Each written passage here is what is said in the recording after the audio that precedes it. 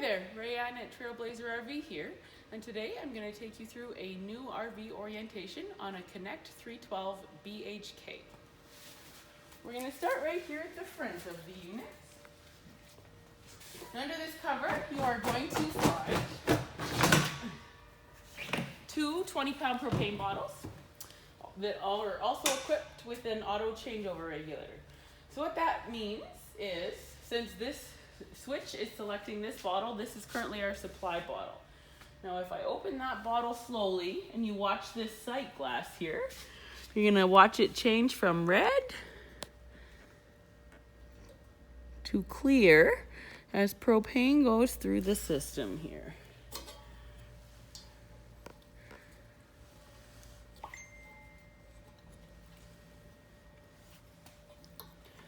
All right, so what's gonna happen on the regulator is once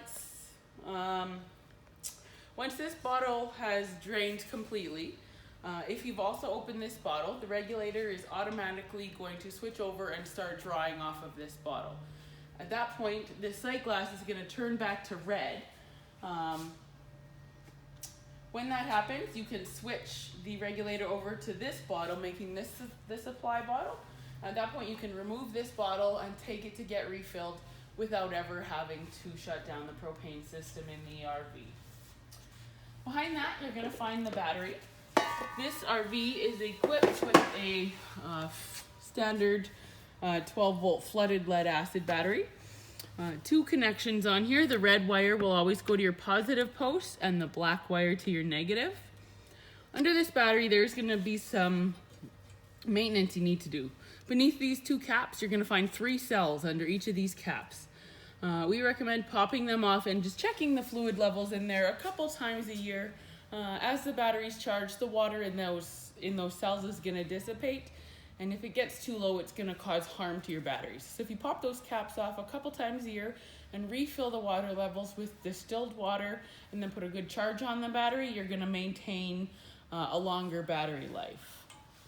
Behind that, you'll also find your battery disconnect switch. So right now you can see it's selected green, meaning that we are drawing power off the battery for the RV. If you want to not use it and not draw off the battery, you just switch it to the off position, and that's going to cut the flow of power from the battery to the RV. You will still have power at your front jack. On the front jack, if you ever do lose power to it, to manually crank it, you just remove this cap on the top. In the front compartment, we have supplied a manual crank. You're just going to put that onto the nut inside the jack, and then you can crank the jack up or down as required. Just once you're done doing that, make sure you replace this cap, if it does have a seal on there, and if water gets into this jack, it can ruin it.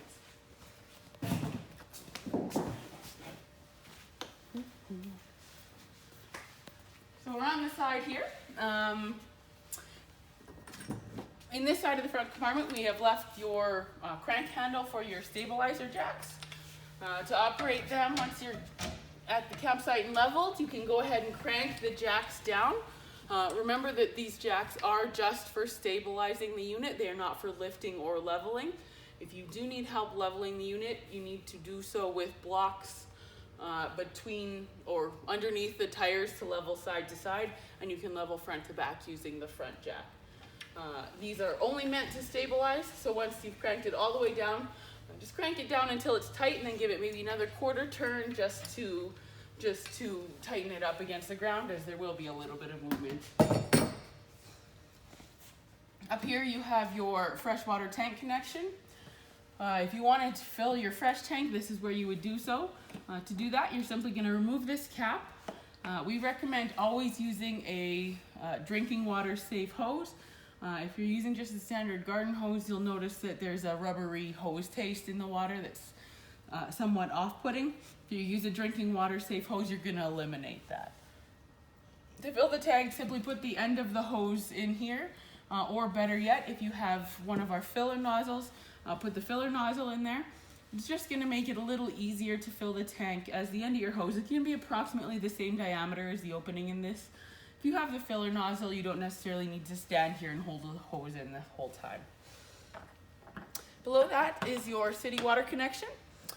So if you're at a campsite that has pressure water there, you can use your drinking water safe hose to hook directly up to your city water connection. If you are doing so, make sure you're also using a water pressure regulator. The water system in the RV is only rated for about 50 psi of water pressure, and oftentimes campgrounds will have pressure that is higher than that or uneven. Using water pressure regulator is just going to help keep that pressure constant and at a level that's safe for the RV. Below that, you are also going to find your fresh tank drain. You'll see this hose coming through the underbelly with a valve. We have the fresh tank empty right now, so the valve is open. If you wish to fill the fresh tank, you can just turn the valve into the closed position, and that will keep the water on board. Back here, between the two slides here, you're going to find your dump station for your black and gray valves. The black valve is going to be this larger one off to the side with the black handle, and the gray is the smaller valve with the gray handle. Now when they're dumping the tanks, you can remove this cap. In the bumper, we have supplied a medium heavy duty sewer hose for you. That's just going to twist onto the end where the cap was. When you go to dump, make sure always pull the black handle first. Allow the black tank to completely drain. Once that's done, close the handle again just by pushing in, and at that point you can open the gray valve. Now what that's going to do is allow the cleaner water from the gray tank to flush out any residual that may be in the end of the pipe or in your sewer hose from dumping the black tank. That's going to make your cleanup process a little bit easier. Once that's done dumping, you can just go ahead and close that valve, replace the cap, and you're good to go.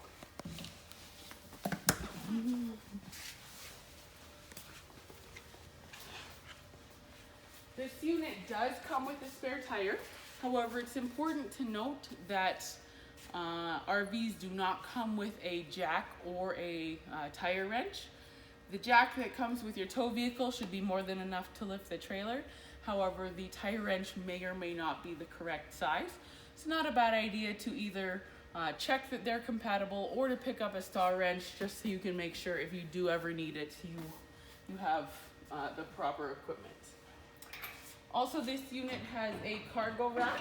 To put the cargo rack down, there's just a couple pins on the side. You're going to pull the pin out each side.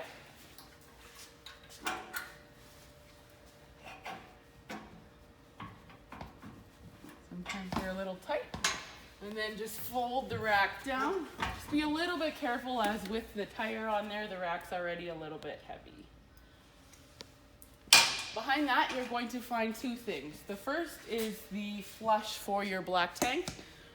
This is going to, when you're dumping the black tank with the valve still open, you can hook a hose up to that black tank flush.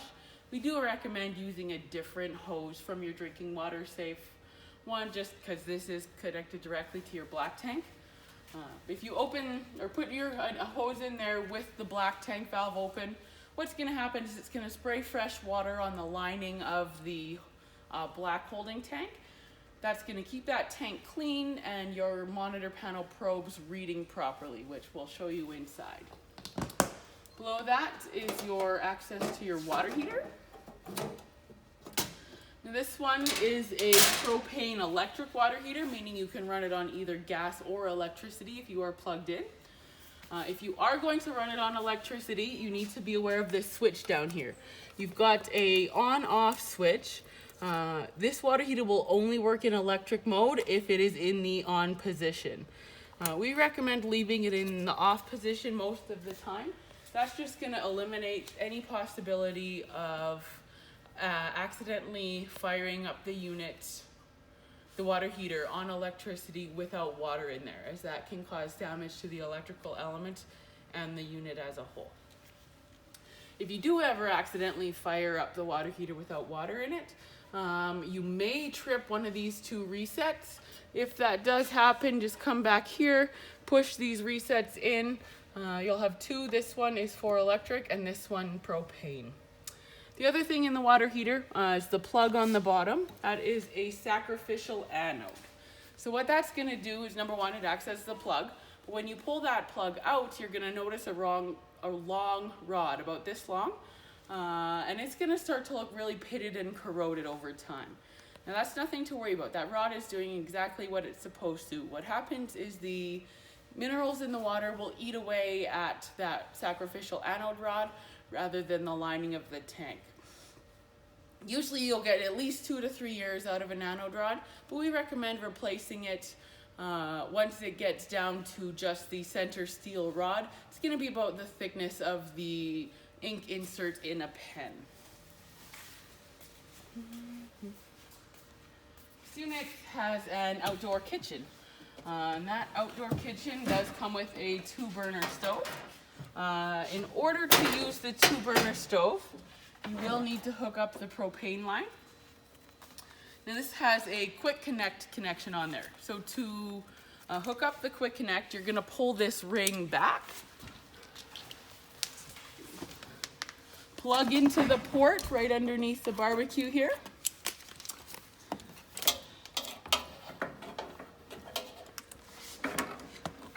Sorry, it's an odd angle to try and get cameras on. Okay, once that's plugged in, you'll see there's also a valve here. You're going to need to open that valve to allow propane to flow through the barbecue. Once you're done using it, you can just turn that valve off and then pull that ring back and remove the connection again. The other end is going to be just down here on the frame. It's going to be the same action, just in the opposite order. Pull the ring on the connection on the trailer back, put the port in, pull it forward to lock, and open the valve. When you're done, close the valve, push back, and pull out. The outside kitchen also has your bar fridge in it. Just important to note that this fridge will only work when the unit is plugged in, but when you are plugged in, it's going to automatically come on.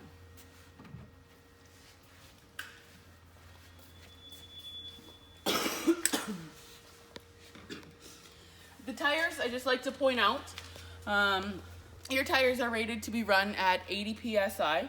It's going to be stamped right on the side of the tire, 80 psi cold. We do recommend running it at that pressure. Just make sure to check your tire pressure every once in a while, especially before a long trip or after winter storage, that sort of thing, just to keep them in good condition. Wheel nuts are also torqued to 100 foot-pounds.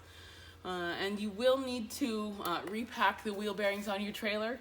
Manufacturer's recommendation is every 8 to 10,000 kilometers. All right, now we can go inside the RV.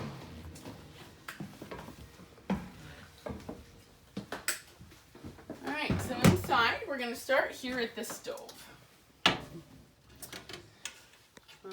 To light the burners, very simple. You're just going to push the knob in. You're going to turn to the light position and then just turn your piezo sparker. Light all 3 burners, and then you can adjust the flame level from there depending on how hot you want it. When turning it off, just make sure it is all the way in the off position, as propane will continue to flow through those burners as long as these knobs are in an on position. Now for the oven, this is going to be the only pilot light in your RV you need to be concerned about. To light the pilot light, you're going to depress the knob, turn it to pilot on. While holding that knob in, you're going to take your barbecue lighter and warm up the thermocouple here at the back of the oven. It's going to take 10 to 15 seconds for that to warm up. Once you see a flame there, then you can turn the knob, release the knob, and turn it to your desired temperature, whatever you want to cook at.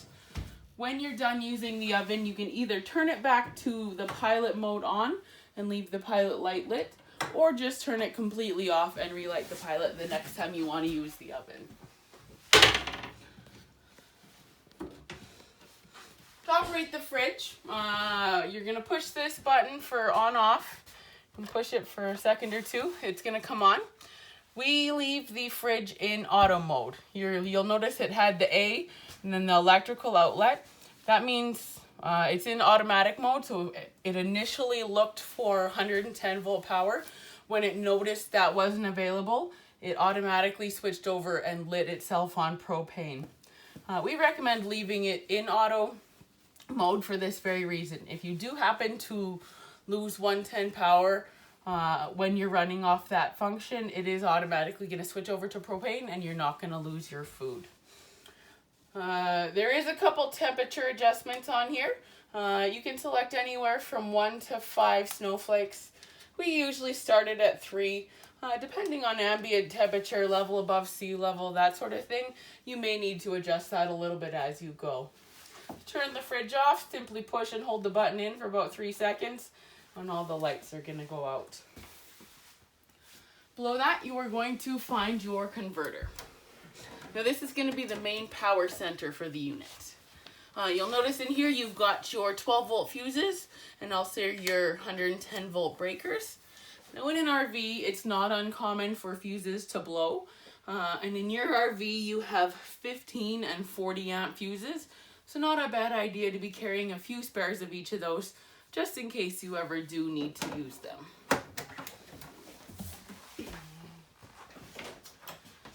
Back here in the washroom, I'm going to open this. You're going to find your monitor panel.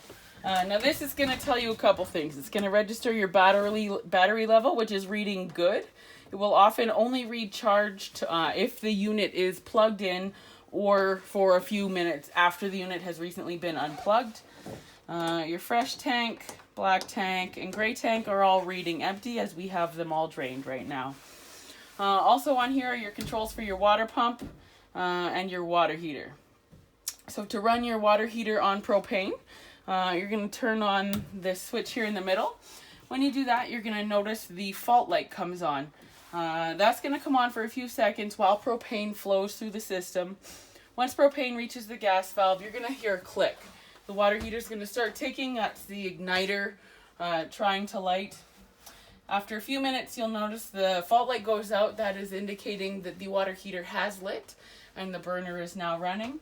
That light will only come back on now if the water heater has gone out for some reason.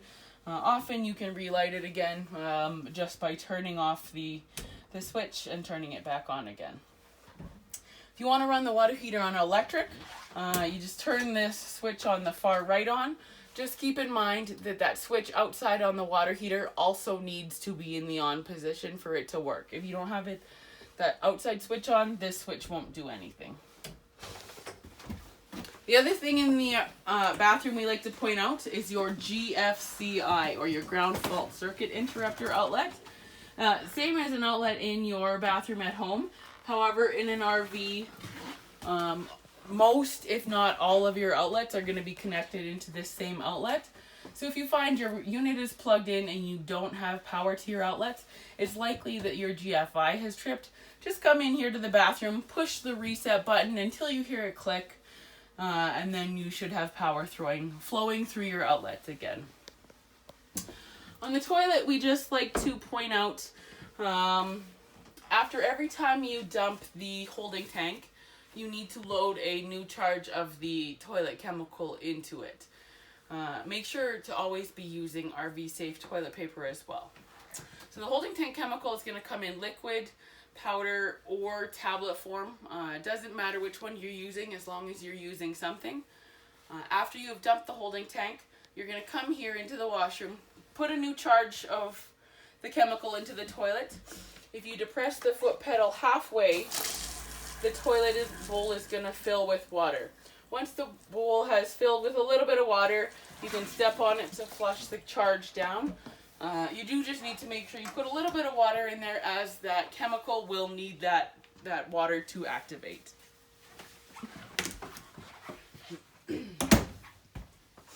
Right here you're going to find the thermostat. This is going to control both your furnace and your air conditioner. To run the furnace, you're going to turn it to heat. Select whichever temperature you want it to heat to. When you do that, you're going to hear the fan come on. And that fan's gonna run for approximately 15 to 20 seconds after the first time before it tries to ignite.